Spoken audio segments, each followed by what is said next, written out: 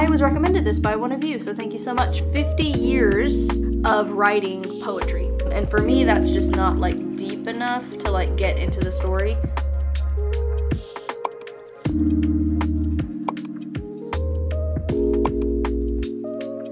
Hi.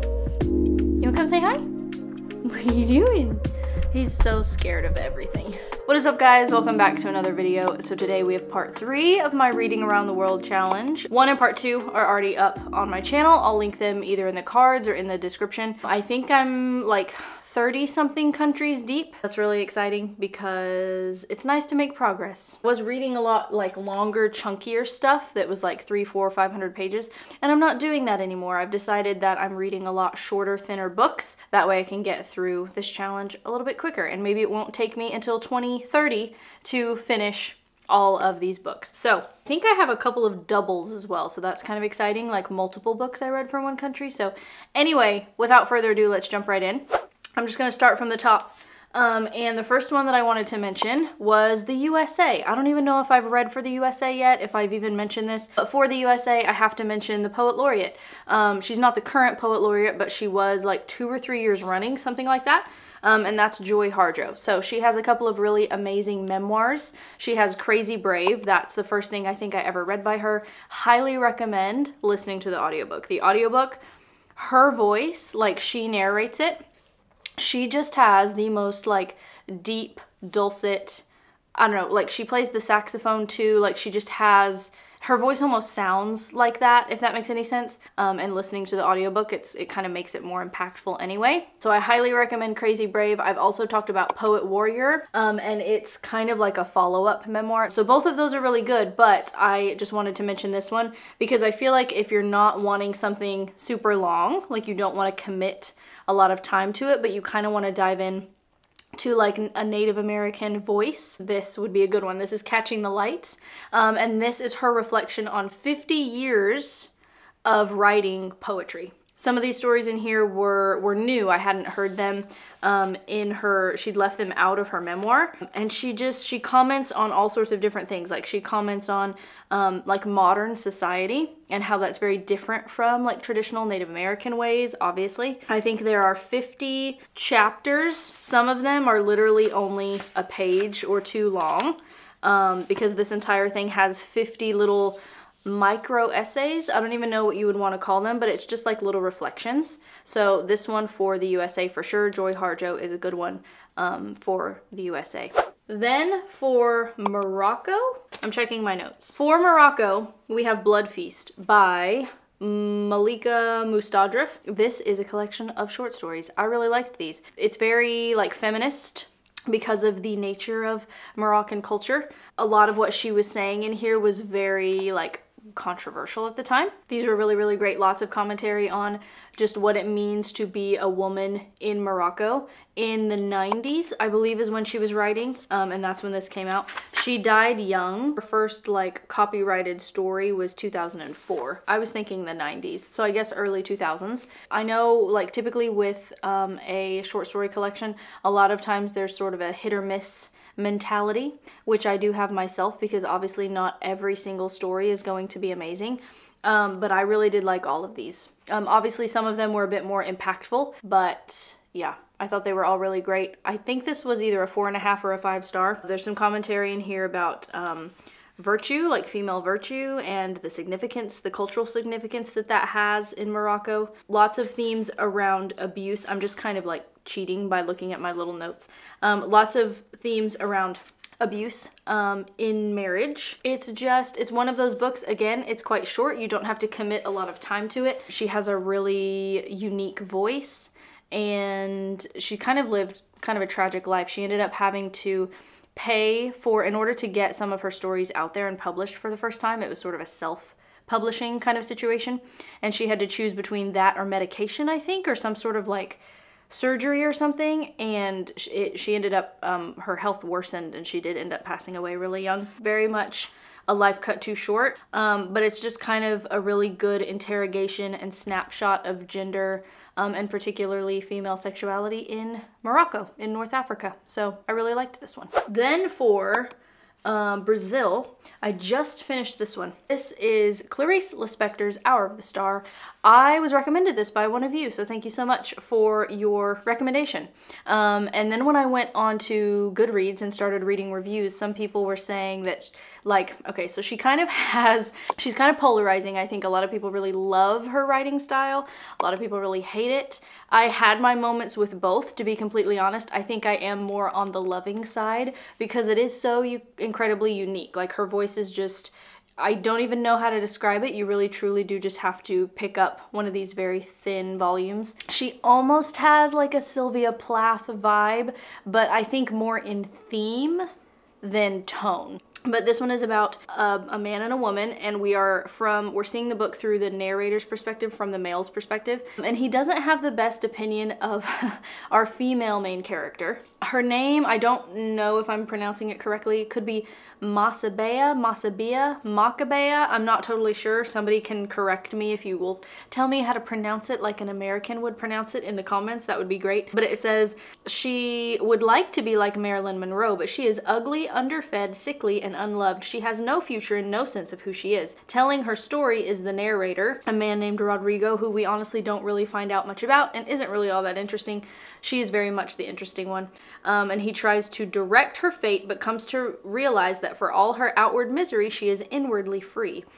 So we talk a lot in here about, well, not a lot, it's very short. Is it even like 100 pages? It's like 80 pages. But somehow she manages to talk about love. She talks about poverty. She talks about identity and the way that we view people from the outside and assumptions that we make. She even talks about like writing herself. There's a lot of moments in here I felt like were a little bit like breaking of the fourth wall, or referencing her own writing, like the fact that she is writing a book.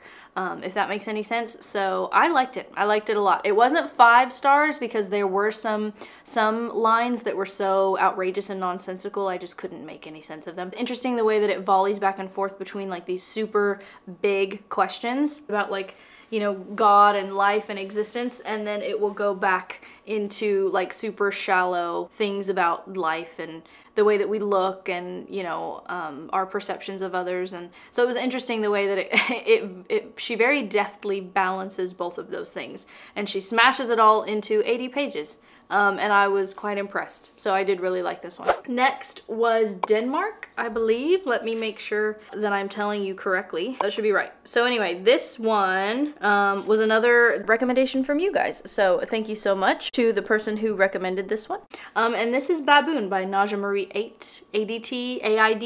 I'm not sure. This is another collection of short stories, I believe. Was it short stories? But this was her first book to come out, to be translated into English. I will say her writing style is very abrupt and kind of gruff, and no holds barred, and she just says what she says and she means it. Very much adult content. There's a lot about like relationships in here and sexuality and you know, marriage and infidelity.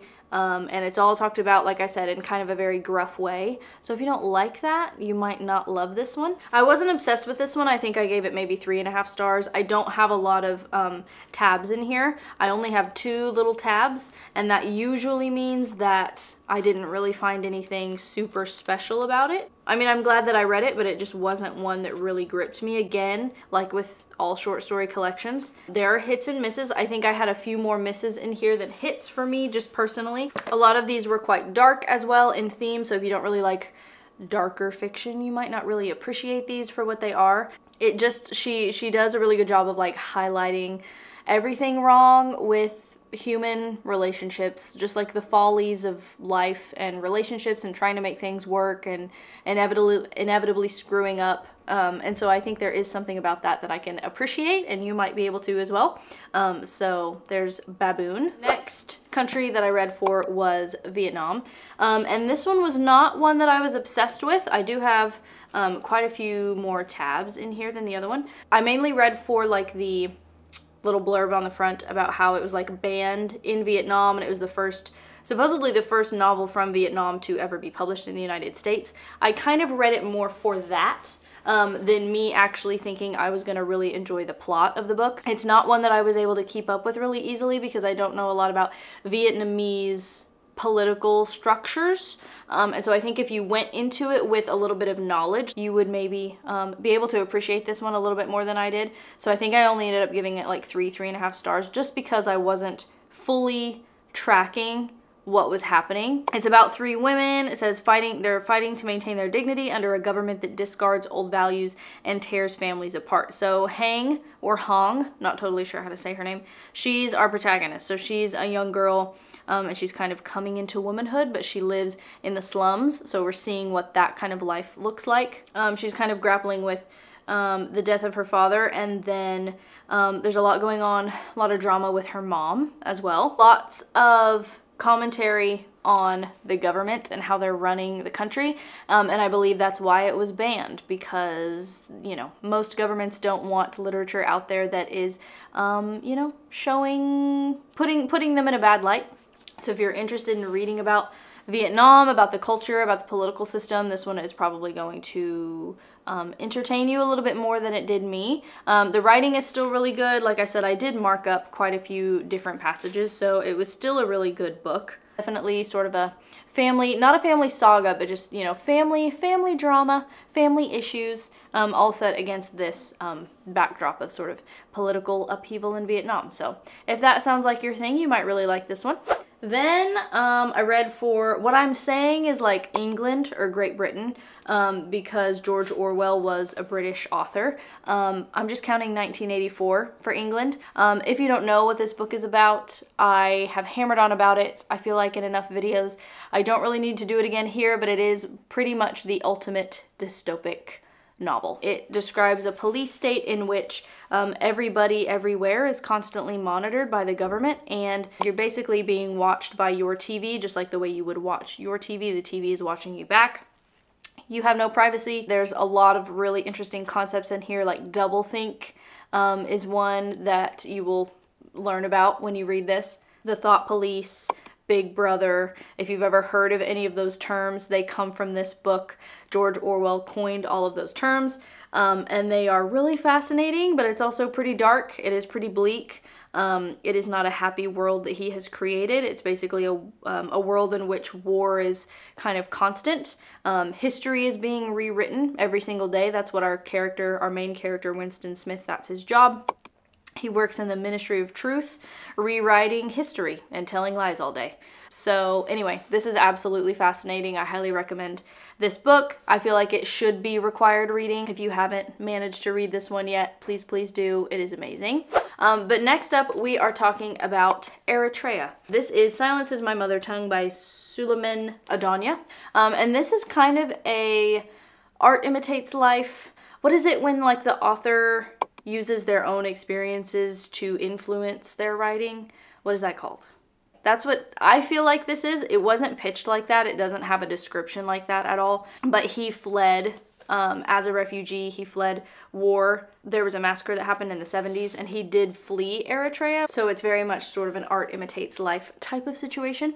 But anyway, I loved this one. This one was like 4.5, 5 stars for me because of our main character, Saba. She's a young girl. She is surviving in a refugee camp, just like our author survived when he was younger. And she really just wants to be around her books all day. Like, she just wishes that she could go to school. She just wants an education. But she's obviously kind of stuck in this refugee camp. She has a brother, Hagos, who is mute, I believe. And so she kind of feels like she has to stick around for him and kind of be his interpreter. And then you've got other characters who come along as well, because Saba is trying to break out of the refugee camp. She is trying to like earn money to do so. And so we have a couple of different like vendors and people who have little businesses that they've set up at the refugee camp who like she goes to work for. So the entire thing takes place in the refugee camp, because typically novels like that where we kind of are, you know, we have one setting and we're just seeing like the day-to-day life of the characters, I find it can be kind of boring. But with this, for whatever reason, I don't know how, something about just the way that he writes his characters, I was entertained the whole time. Like, I really was so ready to open this back up again after I had spent, you know, some time away from it. We've got nice short little chapters that are just like little snippets out of Saba's day, so it kind of keeps us moving along relatively quickly. It's just her like trying to carve out a new life for herself in this refugee camp. It was just it had a lot of heart. It also felt very real, like very realistic, which I'm sure is because our author lived a life in a refugee camp. So he obviously was using his own experiences and very much knew how to write like that because he had experienced it himself. I feel like I'm not really doing it justice because, I don't know, I feel like I'm not really describing it all that well, but it's excellent and I highly recommend it. Next country was Italy, and this was The Lying Life of Adults by Elena Ferrante. I have heard people obsess over her before and really give her high praise for her other book, which was My Brilliant Friend. That's what it's called. That one's like an international bestseller, and I would read that one. I might actually like it a little bit more than this. I was really like, I thought I was gonna be obsessed with this. So this is like a coming of age set in Italy. I love Call Me By Your Name, like that kind of vibe. That's kind of what I was hoping for this one, and I didn't really get that.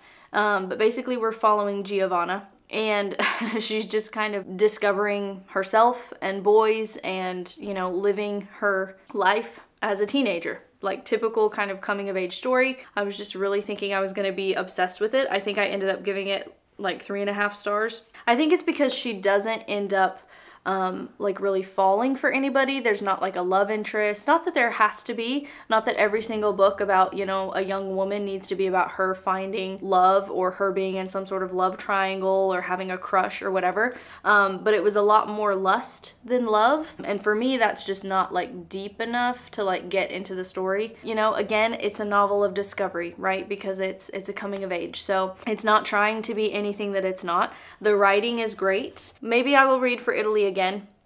Maybe I'll read My Brilliant Friend by Ferrante, and maybe I'll like that one better. So anyway, this was Italy. And then for China, I read a short story collection, except this one is science fiction and fantasy, which I do love. And this is The Way Spring Arrives. So I originally saw this at a local bookstore on the, you know, one of the like display tables up front. But it was like summer or fall at the time. And so I remember thinking, okay, I'm gonna wait until spring to read it. So I read it last spring 2023. And I really liked it. Now again, short story collection, there's some hits and some misses. There were absolutely some that I wasn't quite following. They were maybe a little bit too abstract, or I just was not digging the plot line or the characters or whatever. But there were some really interesting ones in here. It was all written and translated by female and non-binary authors, like the team of people who were working on it. And then all of them are published in English here for the first time, which is really cool. And I thought it was really interesting because you kind of see, you know, a difference in like American science fiction versus Chinese science fiction. You know, everything does feel like a little bit different, even if you can't necessarily put your finger on why. There are also some essays in here that I found absolutely fascinating. I think I maybe even liked the essays because they are about like literary things. I liked those, I think, maybe even more than some of the short stories. I really did like some of the essays because they were commenting about, you know, female writing, like females writing science fiction. This one in particular, I'll recommend, Net Novels and the She Era, How Internet Novels Opened the Door for Female Readers and Writers in China. I loved that one. I loved that essay. That was really interesting. So they would kind of pepper the essays in throughout. Like you'd get a couple of short stories in a row and then you'd get an essay. For science fiction lovers out there, if you're wanting to get into something that's just like slightly left of center and you're kind of stuck in your little, you know, American fiction bubble, then this might be one to try. Next one that I want to mention is one that I read years ago, like years and years ago, but I still remember it really well because some of those images are like seared into my brain. And I read For Sierra Leone, and the novel was A Long Way Gone. So Ishmael Bea came out with this one in, oh my gosh, I had to have been in like middle school or something. I don't even know. But I remember picking it up as a kid and just being like shocked for the first time because I'd never read anything like that. Or even thought about children experiencing something like that. It is about child soldiers in Sierra Leone. So It is on the darker side, for sure, but it's also really educational. And his voice, I remember reading it and just being, it felt very personal because he was just like a normal kid. It's so easy to kind of imagine what you would feel in those situations or what life would have been like for you if that had been you. You might want to definitely look up trigger warnings first. Like I said, there are still some images that I can vividly picture in my mind, and it's been well over 10 years, probably maybe even 20 years since I've read that book. Because I read this one so long ago, there's not really, I don't have any notes. I can't tell you anything super specific about it. Other than that, it is quite short. It's a pretty slim novel. And it's one of those books that you read and it just gives you perspective on your own life. So if you're getting frustrated about something that's very much like a first world problem, sometimes it's nice to read books like this because it gives you fresh perspective on how good you have it. Then quickly for Ireland, I wanted to mention two. Briefly, I'm gonna say Normal People by Sally Rooney. I feel like if you are in the booktube community, if you watch these types of videos, we all know that book had its moment. Some people loved it, some people hated it. I thought it was decent. I think I gave it like 4 stars. It's not a book that I would reread. However, I would read Sally Rooney again. I mean, I haven't, and I don't plan to, but I would, I guess. I did watch the show. I think it's on Hulu, and I liked it. It was a lot spicier than what I remember the book being, so just keep that in mind if you don't really like spice in the entertainment that you consume. I definitely pictured the actors well, like that was kind of how I was picturing the characters, so I liked that because sometimes I feel like it's kind of rare when you actually picture the characters like the actors that end up getting cast for the roles. It's basically about 2 people trying to make things work, even when it feels like the odds are stacked against them. So it's very much a romance, but it's sort of a fraught, very realistic romance. And I think maybe that's why a lot of people didn't like it, because both of these characters have their issues. So for that reason, I liked it, because I felt like it was really realistic. And then also for Ireland, Colm Tóibín, his novel Brooklyn, which was also turned into a film with Saoirse Ronan, who I'm obsessed with. So that helped. I think I actually ended up reading the book because I saw the trailer for the movie, and I remember thinking, because I'm obsessed with her, that I needed to read the book first, and I wasn't disappointed. He has a way of writing from the female perspective, because the main character is female, that feels genuinely authentic and does not, even in more intimate scenes, doesn't sexualize the female body. You could have fooled me. Like you could, if you had covered up the author's name, I would have assumed it was written by a female author. The way he writes about women is absolutely realistic, and I assume maybe he has some women in his life who read his stuff and advise him, maybe, I don't know, but I truly appreciated his writing. But this is about our main character, I forget her name. It's her journey immigrating from Ireland to Brooklyn. And she meets a boy for the first time and, you know, kind of falls in love for the first time. And so it's about that journey across the ocean and navigating all of that, like such a big, massive life change. And I thought it was really, really excellent.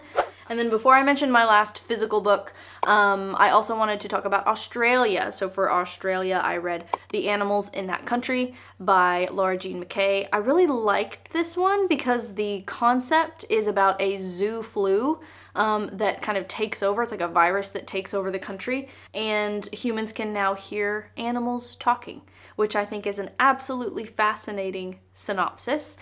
Just like the premise of that and what you could do with that is absolutely, I mean, you could go so many different places with that. And it would have been cool to see that same premise maybe in the hands of a different author, because even though we do have our main character, she has a sidekick of a dingo who she helped out at one point at the zoo that she works at. Even though we get their like communication and a couple of different scenes where we see how the humans and the animals are interacting, it ultimately was about our main character going after her granddaughter to kind of like save her. It's not like a crime thriller type book, but there's like some family drama that happens, and so it ends up being this sort of like road trip across Australia to go try to find the granddaughter. I really liked that we have a very flawed older female main character. She's I think, an alcoholic. There's some sort of substance abuse issue happening. And so I liked that we got a really raw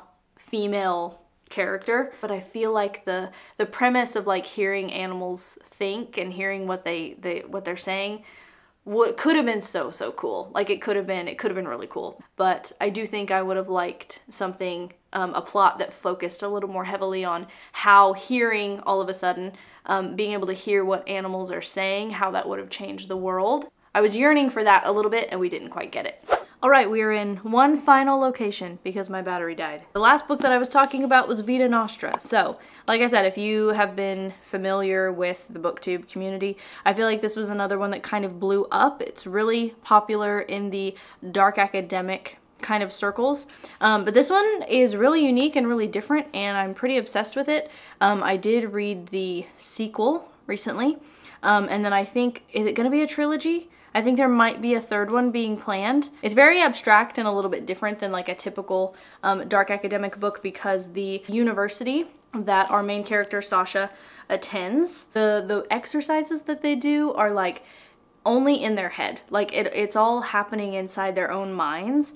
And at one point she describes it as like trying to untie or untangle a knot of like barbed wire with your mind, with your eyeballs, which I feel like is a really good example of the type of assignments that they're given and a really good indicator of whether or not you're gonna like this, because I definitely am somebody who struggles a little bit with more abstract like concepts, and this very much is that. However, I did really love this, but I also really love dark academic books, so it's kind of an easy 5-star for me.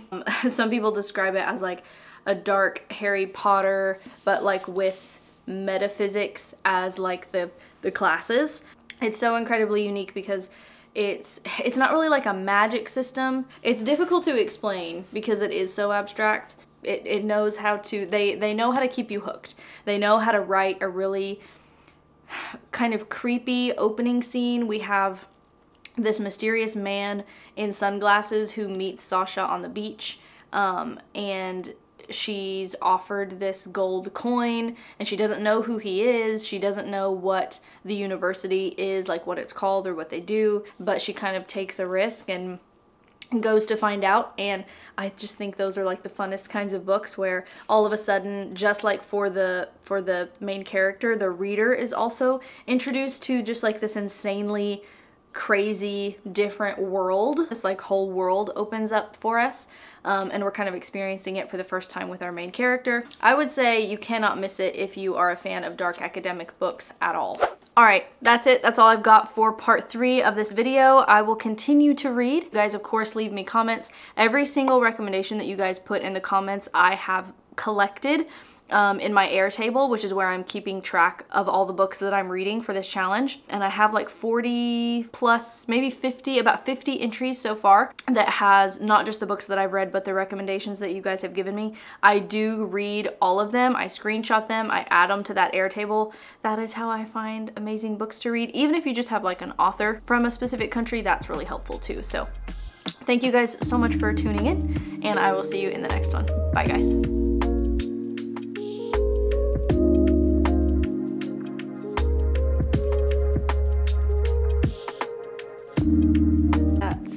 Gonna be visible the whole video. What is the lighting in winter? Right, that literally did nothing. Cool. Say bye-bye. Say bye-bye.